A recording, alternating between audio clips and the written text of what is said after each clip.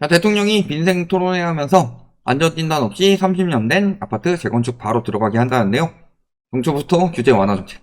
작년이랑 똑같죠? 정초부터 규제 완화 정책. 지금 이미 기사들이 나오고 있습니다. 벌써 연관 검색어가 뜨죠. 110 부동산 대책.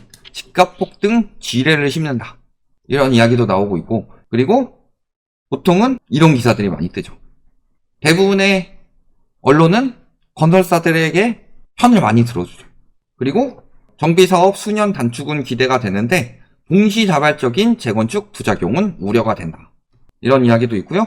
재초월, 완화 이런 이야기도 있고, 늘 말씀드리지만 윤석열 정부는 부동산 시장을 잡을 생각이 없어요. 연착륙 시키겠다. 말만 그렇게 하지. 원희룡 장관의 발언을 보면은 어땠어요? 강남은 이제 바닥 찍은 것 같다. 그 말 듣고 강남 사람들은 바닥을 치면서 통곡을 하고 있겠죠. 그런 건데 왜 그렇게 하느냐? 이 정책만 보면 진짜 부동산 잡을 생각이 없다는 게, 과거 박근혜 정부 때 집값을 폭등시키는 3개의 정책이 있다고 그랬죠. 아베의 3개의 화살처럼 박근혜 정부의 3개의 화살, 초이노믹스와 재건축 연한 완화와 부동산 3법, 요 3가지를 말씀을 드렸는데, 연한 완화는 지금 이제 더 줄일 수가 없어요. 30년에서 어떻게 더 줄일 거예요? 20년으로 줄일 거예요? 안 되죠. 최노믹스는 못해요. 이미 최노믹스 비슷한 건 했어요. LTV 완화는 했습니다. 그리고 심지어는 특례보금자리론으로 DSR 완화까지 했죠. 그래서 이 최노믹스보다 더 나쁜 정책이 특례보금자리론이다. 하지만 역대 1등인 전세자금 대출은 당할 수가 없다. 이런 거고, 이 부동산 3법이 뭐예요? 분상제 폐지, 재초안 폐지, 3주택 허용, 3주택까지. 즉 재건축 살리기 정책. 여기 왜 재건축 살리기 정책이 들어가냐? 이거 예전에 PD수첩이었나? 스트레이트였나? 정확히 기억이 안 나는데 둘이 비슷한 방송을 많이 하니까. 근데 이 당시에 막 조사해보니까 건설업계 관련된 사람들, 혹은 강남 재건축 가지고 있는 사람들, 이런 사람들이 정치권에서 찬성을 많이 던졌다. 예를 들어 이런 분들. 그러면요, 왜 이게 문제가 되냐? 재건축 살리기가 왜 문제가 되냐? 재건축을 진행하게 되면은 첫 번째로는 재건축 아파트 가격이 올라갑니다. 또 두 번째로는 뭐예요? 재건축이 활성화가 되면은 멸실이 늘어나죠. 멸실이 늘어나는 게 전세 가격 상승을 자극을 한다. 공급 대책 하겠다고 해서 재건축 재개발 지원해 주는 건요, 공급 부족이라고 해서 재건축 재개발 지원해 주라는 건요, 지금 더 공급 부족을 만들라는 소리예요. 그러면 이런 식으로 하게 되면은 또 뭐 재건축이 이제 신축, 구축으로 영향 미치고, 이런 부분들에 영향을 가게 해서 재건축 살리기, 집값 살리기 정책이 맞습니다. 그래서 보시면은 내용을, 국민 주거 안정을 위한 주택 공급 확대 및 건설 경기 보완 방안 해가지고 1월 10일 110 대책이다. 이게 나온 거죠. 여러 가지 이야기가 있어요. 그래서 연립 다세대 감소했으니까 뭐 이런 것들 지원해주겠다. 아니, 문재인 정부 때 연립 다세대 주택 잔뜩 짓는다고 했더니 집값 못 잡는다며, 그걸로. 요즘에 언론들이 왜 이렇게 아다르고 어다른지 모르겠어요? 그죠? 재건축 3대 규제를 개선하겠다. 과도한 공급 규제 여파로 도심 공급 기반은 약화됐다. 공급 규제 다 풀어놓고 뭘 더 풀겠다고. 뭐 이런 이야기들을 하고 있는 거고요. 그래서 뭐 핵심적으로 나오는 거 보면요, 사업 속도 패스트 트랙 도입하겠다. 여기서 나오는 게 안전진단 안 보겠다는 소리예요. 준공 30년 초과 시 안전진단 없이도 재건축 착수를 허용하겠다. 즉 안전진단 제도를 폐지를 하겠다. 그래서 이런 식으로 빠르게 안전진단 없애버리고, 그 다음에 뭐 추진위 구성, 조합 실청, 조합 설립, 이런 것들 다 줄여가지고 빨리 공급되도록 하겠다.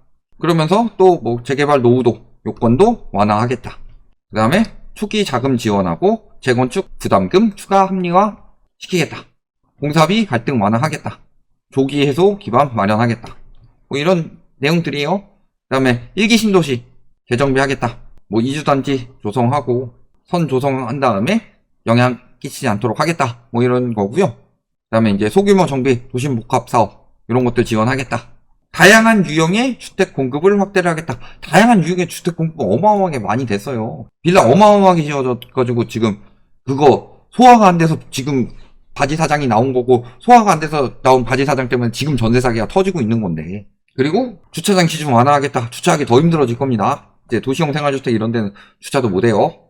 안 그래도 빌라 사신 분들은 주차 때문에 환장하겠다는 걸 다 아실 텐데, 이런 거고, 소형주택 구입 부담을 낮추기 위해서 이런 것들 주택수 제외해주겠다. 바지사장 양성책입니다.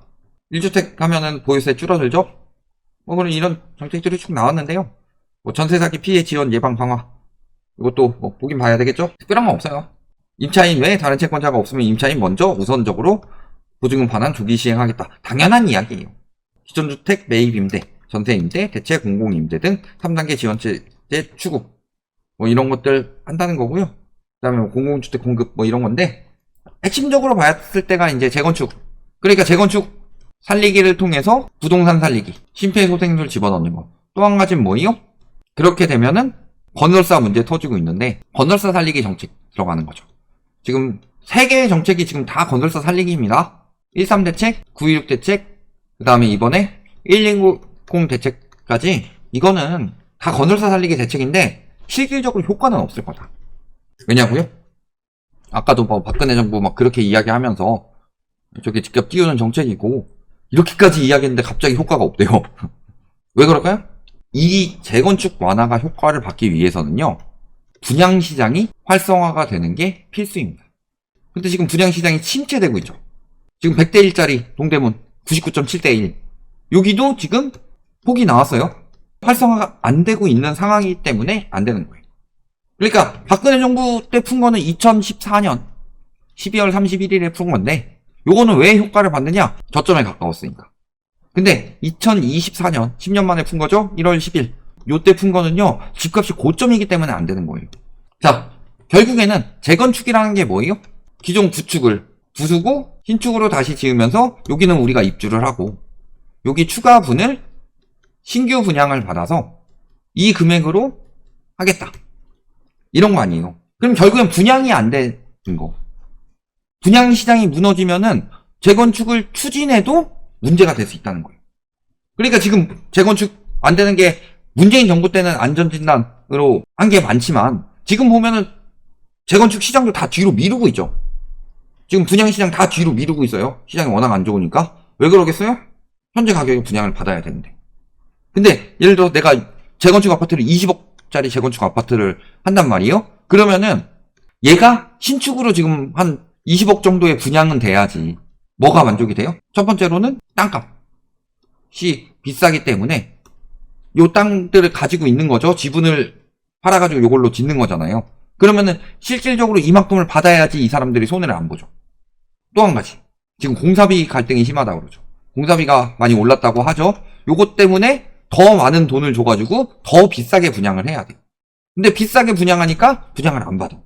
그러면은 결국에는 재건축이 추진되기 위해서는, 그러면서 손실이 나지 않게 하기 위해서는, 손실이 나면 조합원들이 만족을 못하죠. 손실이 나지 않게 하기 위해서는요, 현재 재건축 가격에 준할 만큼 분양가가 나와줘야 되는데 그렇게 못 나오는 상황이기 때문에 그래요. 그렇게 나오게 된다면 저기 분양을 안 받고, 안 나오면 손실이 커지고, 이 딜레마에 빠져 있는 거예요. 공사비는 비싸고. 그러면은 때려 부수고 짓고 누가 받아줘야 되는데 안 받아. 이게 문제가 되는 거예요, 이게.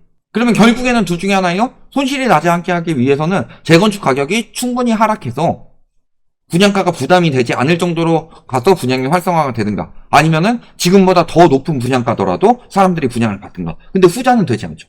그러면 전자로 가야 되는데, 전자로 가기에는 또 재건축 아파트를 사게 됐을 때 손실이 난다는 소리잖아요. 그럼 재건축 아파트 가격을 누가 올려줄 거예요? 그럼 저런 것들은 나오게 되는 게 첫 번째로 일기 신도시나 재건축 아파트들에 대한 호가 떨어지는 걸 방어하는 정책 정도밖에 안 되는데, 결국에는 재건축이 추진되기 위해서는 건설사들이 튼튼해야 되고, 그 다음에 수분양자들이 튼튼해야 돼요. 근데 수분양자들이 지금 DSR에 걸려서 고분양가 받지 못하는 상황, 그리고 건설사들은 지금 PF 때문에 씨름을 하고 있는 상황, 요 두 가지만 보시더라도 푸는 정책이 효과가 크지 않다는 게 나온다. 그러니까 박근혜 정부 때는 왜 그때 풀었느냐? 생각해보시면 간단해요. 그걸 풀어서 재건축 가격을 올릴 수 있는 상황이기 때문에. 근데 윤석열 정부는 모든 것들이 너무 빨라요. 집값이 잡히기 전에 다 푸니까 완화책의 효과를 못 보는 거예요. 그러니까 이명박 정부, 박근혜 정부 때 풀었던 그 완화책들을 전세자금 대출 빼고는 다 지금 풀고 있는 거예요. 그때보다 더 빠르고 더 강력하게 풀고 있어요. 더 빠르고 더 강력하게 풀고 있는데, 그 완화책에도 효과를 못 봤던 이유는요, 소득이 뒷받침되지 않았기 때문이에요. 대출로 집 사야 되는데 대출이 한계를 맞이했기 때문이고. 그러니까 이걸 전세 대출로 해가지고 부실을 남겨놓은 거죠.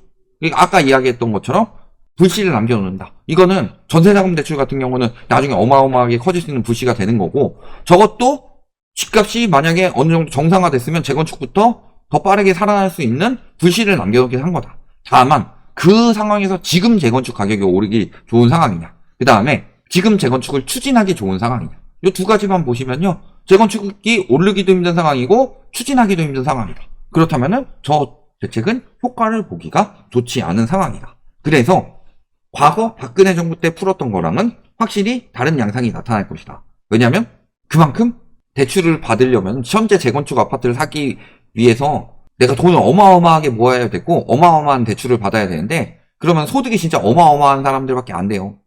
그럼 예전에 막 음마아파트 3억 가지고 24억 대출 받아가지고 재건축 한탕 투기 이런 것들이 불가능하니까. 근데 진짜 부자들은 지금 가격이 합리적이라고 생각하고 들어오겠느냐, 이런 것들만 생각해보시면 답 다 나옵니다.